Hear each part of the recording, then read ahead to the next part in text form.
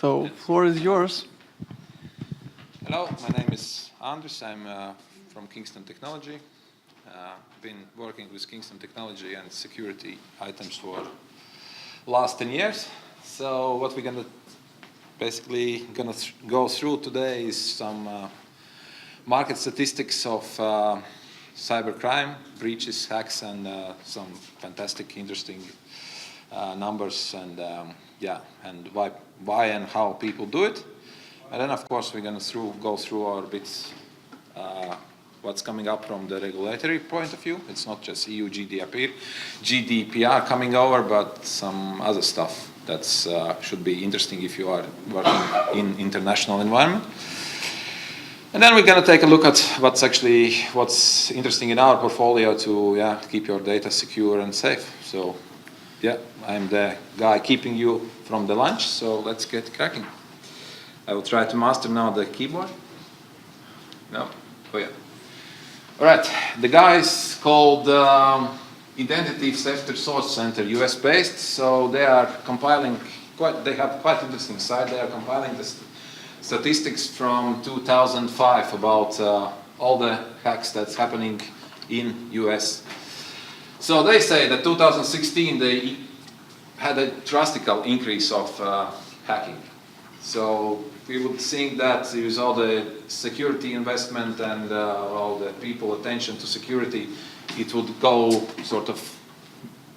less and less, but it's actually not true. So this is sort of the split by sector, and you see that number of records exposed means how many data records they have been leaked out. It could be names, it could be transactions, it could be whatever. So basically you see that amount 36 million just in US alone, 2016. That's quite impressive, and you see that actually the medical and healthcare is quite interesting for hackers. So, bye-bye. Oh no. Oh, I'm back. All right. This is the same guys, identity theft. It's just like that. Once more, they are going by sector. So basically, they say, according to their statistics, 33% of the theft is coming from data on a move. That means that somebody has. Oh yeah, right. Sorry. Oh, yeah. So meaning that 33%. The data got lost during the transfer of them, meaning that somebody put it on a cloud, or somebody via email, or somebody put it on a USB or hard disk drive, and that got lost. So, and then it comes employee error, inside theft category, physical theft, and subcontractor. Subcontractor is actually one of the key leak points at the moment. Then the malware, the Petyas, the Chernobyls and whatever. So this has seen drastic increase last year and this year as well. And this is stats already from as well from US, but actually Europe is leading the pack somehow. So our dear continent has experienced more and more malware attacks. So, and it's spread all around the world, over the 200 countries. So meaning, once the country has internet, it could be affected by malware. Probably the safest country at the moment is North Korea. They have like, one internet provider or something like that, so they are pretty safe. So the cost of global ransom is just increasing as well. So basically, these numbers are getting crazy. So it's just not the dollars that are lost. It's like how many IT hours the guy's losing by correcting that error. So for example, one case study from Latvia, the company called TNT, they had badly affected by Petya. Well, they couldn't actually move to deliver for around 3 weeks during this summer, so it was crazy. And then couldn't submit the invoices up to more than months. So I was personally affected by that. It's quite interesting that on that scale, the company, which is should be thinking about this security and safe and patching and double copies and things like that, they were affected quite heavily by that. So yeah, ransomware is there, and it will stay, and it will become more and more actually active in that sense. This data actually is available freely, so we just put it there. All right, so this is another report called Verizon Security Report, 2016, but I just checked also the 2017 report. It's no big trends here changing. So the web application attacks are on increase, and then of course the second part is insider, and then what's the green one? The human error as well. So in this, they say that actually three parts of the risks. Everything that's not encrypted.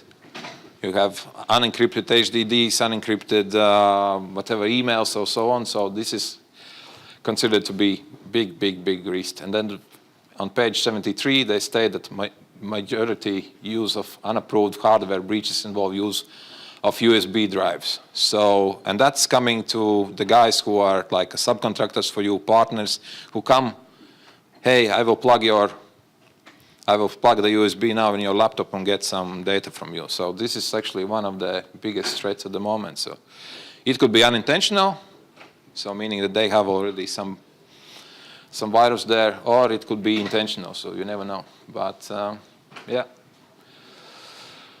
All right.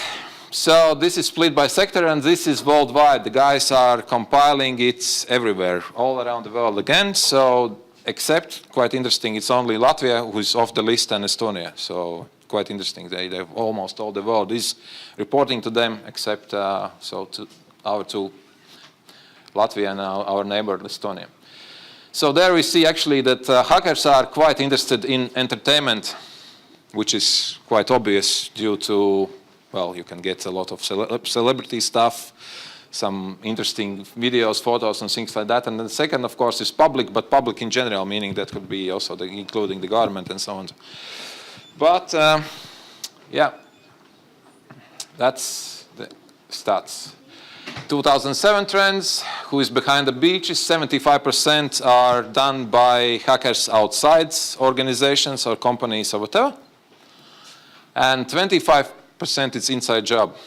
So that's, everybody should remember that actually the inside job is quite popular, and yeah, you should be aware of that. Tactics, well, breaches, well, hacking, that's quite clear. And yeah, what else? 68% is malware. So all these spams you get about unpaid invoices, about opening that link or that link, this is like the most popular way how the guys are hacking at the moment. All right, this we probably can skip. This is just the guys also that publish, the same Verizon guys, they're publishing the sort of the threat alert, and they describe the scenarios, how it's, what would be the scenarios and solutions for that. So they are, you know, two of these scenarios involved USBs or data on move. So if not encrypted or you are allowing them to be in your system, then trouble could catch you. That's all also available free on internet. You can go through these reports, and just like I think I have, that presentation will be available. I have put links also in there. All right, some recently huge cases. The first one happened in summer. Probably you all know, or maybe not. So Equinox is sort of a credit rating company for companies and also for simple private users, meaning like I don't know, which you compare. So basically the guys who have financial data, they issue the credit limits, are you eligible for loan or whatever, so credit card limits and so on. They got hacked through the third-party application, what they used on their website, and it's sort of, it was freeware, sort of free app to use it, to communicate with customers. And the guys went through that system and uploaded data of 143 millions. Not just US-based, but the guys also in Canada, UK. So luckily not us, but what they got is quite funny. They got more than 200,000 credit card details, which is pretty okay, I would say. And it's still going on. It's actually, they are now united under the sort of the one roof. The guys who are affected, there is several sites how you can check if you are on that hacked list or whatever. So meaning that you need to change the social number, the credit cards, everything.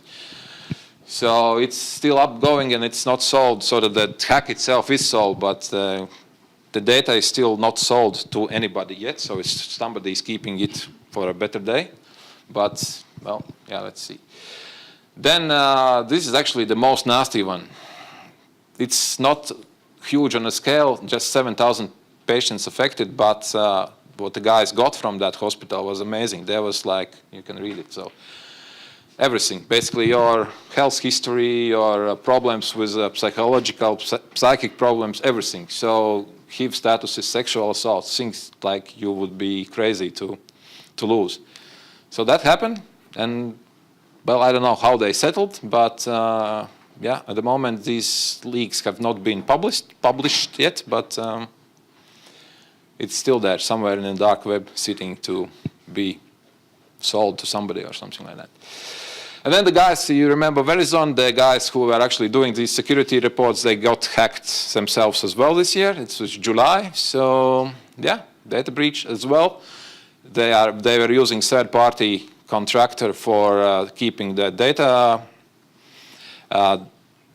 reserve copies of their customer data, and that's that company was called Nice Systems, and they got just a small breach, and the data was leaked.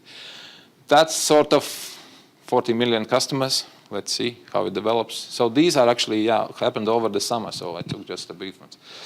And if you are more into that, they are publishing identityforce.com. They are guys who are updating that list almost daily, and there is all the huge hacks what you can expect. Mostly US, of course, but yeah. All right, regulations. So governments, knowing that hacking and also the privacy, e-privacy is getting more and more hot topic, so everybody more or less is trying to install something. So yeah, why they do it? There is already like 32 plus directives at the moment which are regulating the sort of how you can keep data, how you can use it, and things like that. Average cost per breach at the moment is 6.5 million, but that's also taking out all these big breaches in US where they guys like pay, well, I think that the top fine at the moment was for Medi-Avison website cracking. The Medi-Avison was a website where you can have a sort of secret relationship with other people even if you are married. So that's a funny site. It was hacked, and the guys actually, they made, there's a lot of trouble that, and I think the total amount they claim, those victims of that hack, was $500 million US. But that's a crazy story as well. So if you have time, just Google Medi-Avison hack, you will see that's a nasty stuff. All right, social responsible as a companies, you need to be social responsible as well. You need to keep your employee data and things like that. So two key, EU GDPR, we all know quite well, and there is a second one which actually to me was pretty new. That's regulated by New York Department of Financial Services. They are quite similar, except that this one is regulating the banking. Meaning if you are in banking sector and want to do something in New York, you should be compliant with that, otherwise you'll get fined. And that's actually, in the banking sector, guys should know it. Hopefully they know it. But it's also quite interesting one. So I will not even touch it, we just go through. So just top main points, what you should do. You should have a guy who is sort of responsible for implementation of EU GDPR, security program in place, some data processing standards. So you should know where that document would go, how to go, who will have it, who will look at it, and things like that. And basically, yeah, that's about it. And understand consent, meaning that's what you will be doing if that's not, if something goes wrong. All right, key takeover from this, basically general data protection regulation means that all the data you have sensitive, meaning private information of somebody, internal and outside, should be encrypted. That sort of saves of us. If you lose something or somebody breaches you, if it's encrypted, sort of you can get away with it. No penalty, no 4% from turnover and things like that.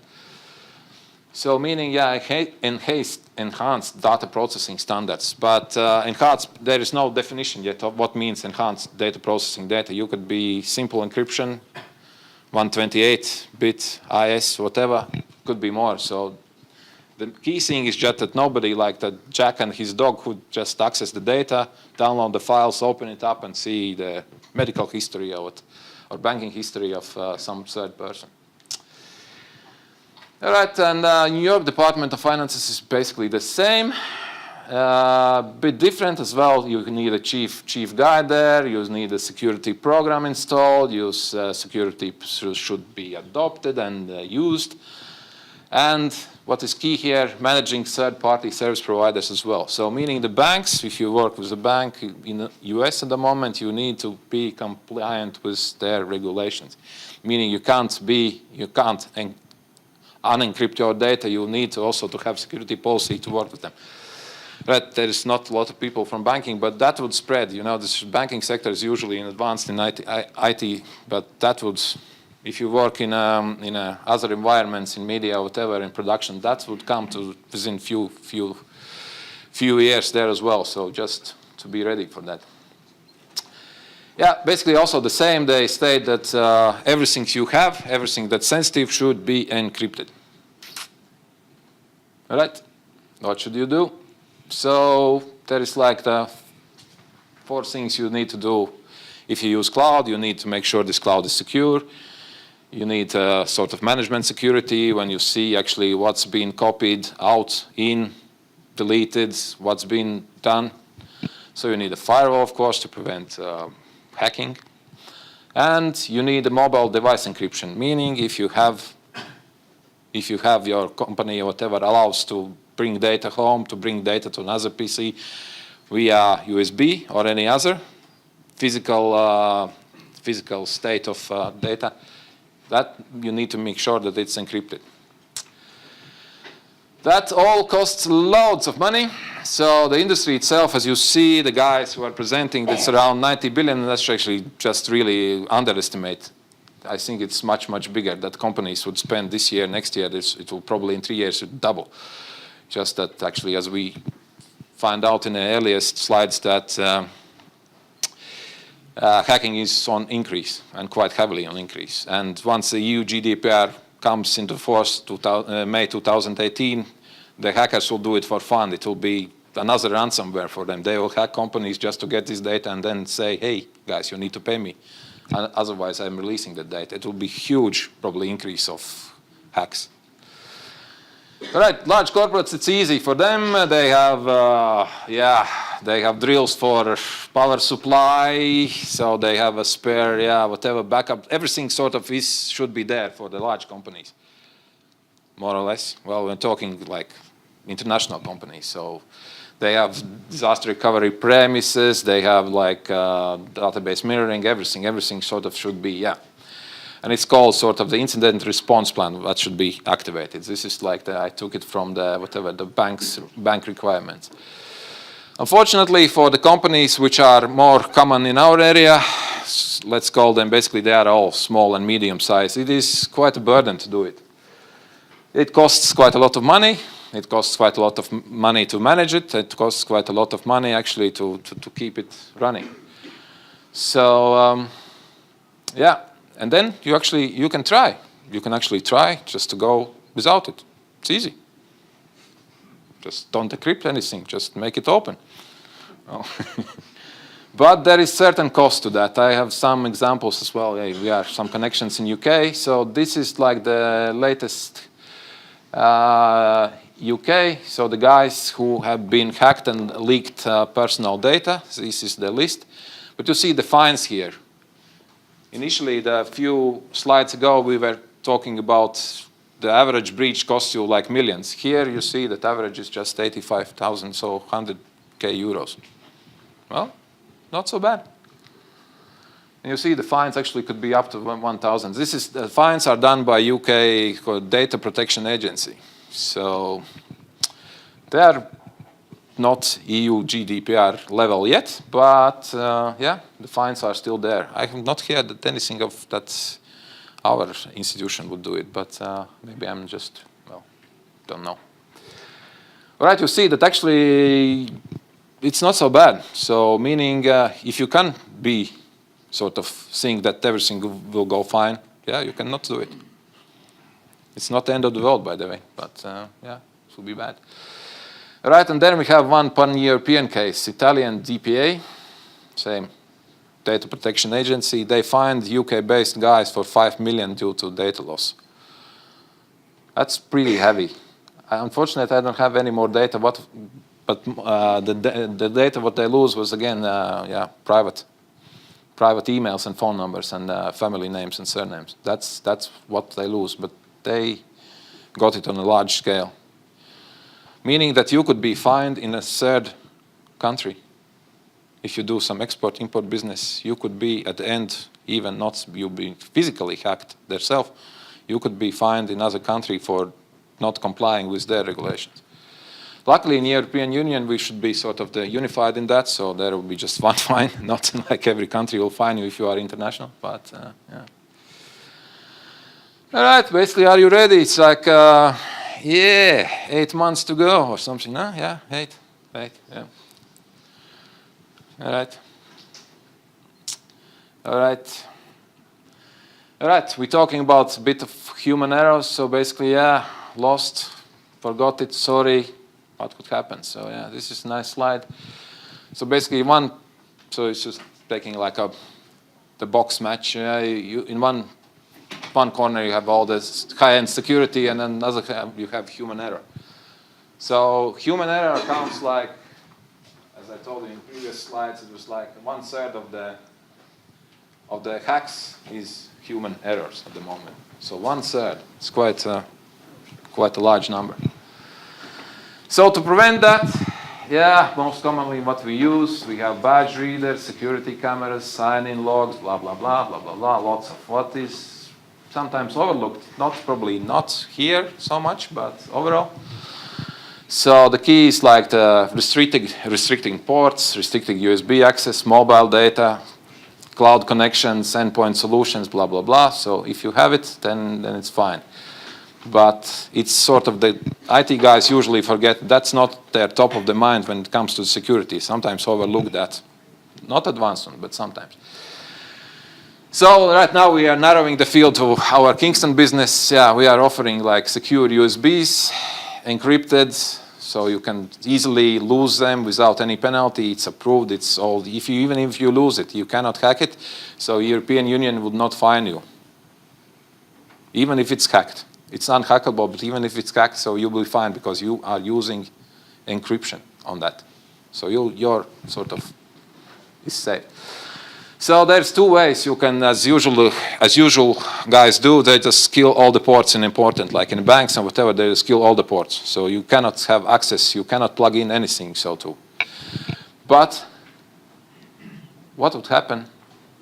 The guys will find a way how to share information without, meaning normal ways. They will send to the private emails, they will use cloud solutions, they will use Google Drives, they will use Dropbox. I had on my laptop at the moment Checkpoint installed, which is sort of forbidding me to install Dropbox. I managed to get it in 2 minutes that I copied I just did it for interest. Is it really blockable? It's not. It's not blockable. So you can copy everything on Dropbox and use it from somewhere else, from my phone to well. So you cannot really prevent it. People will find a way, employees or whatever, they will find a way how to share information, even if you are killed all the ports. So in that sense, yes, hallelujah, here we go. So basically here, these products are working with your existing whatever endpoint protection devices. You can whitelist. They each has their own sort of the Kingston as a producer, then they have identity numbers, then they have serial numbers. So you can whitelist up to the single laptop or PC. You can have that this USB will work only for that PC and that's it. So it's only allowed there. And yeah, we have vendor ID, product ID, serial numbers. So you can actually, yeah, it's not wise, as I told you, to kill all the ports. You need to bring the options to the guys if needed. And then it just, yeah, what we are protecting against global regulations. You are protected by using encrypted products. You are. So malware, of course, and yeah, you are actually slightly protected as well from bring your own device. You can now make it pretty safe. So this is sort of our lineup at the moment. This is like the heavy stuff, which is yeah, called Iron Key at the moment. And yeah, I will probably, it's almost lunchtime, I will not bore you with the details. I have the stand there, everything is on display. And if you sign up for me, I will give you a few pieces to play around for a couple of weeks just to test them. But I can assure you this is, the encryption we use is military grade, the NATO is using it, the Americans are using it, the government is using it, and things like that. So it's pretty safe. And we have a couple of these. So this one is interesting. It's a pin-based, so it's independent of any operation system. If these above where you need at least Linux or Windows or Mac, these you can plug in whatever machine has USB port. Pin-based encryption. Yeah, pin-based access. So it's quite interesting. Everybody loves that. So. All right, almost to lunchtime. Any questions? I see after the lunch you are welcome to Kingston stand, and really we can talk a bit more about exact products. Yeah. Yeah, just a short comment. I hear you. Yeah, yeah. Just a short comment. It would be really interesting to see, or maybe to purchase a hard disk with the same kind of encryption. Would it be possible in the future? How do you think? No, we are not doing hard disks. We are doing SSDs only, and SSDs are generally, you have encryption there already in some cases, so it's kind of easily solved. But these go up to the 128 gig, so you're pretty safe. I say you don't need to encrypt. You would not like to encrypt a 4K movie, for example. So it's not needed. Just need to keep safe some applications or data, documents, something. So that's, therefore, you have enough capacity to do so. Anybody else? Okay, so thank you for your presentation. And we have some presents for you too.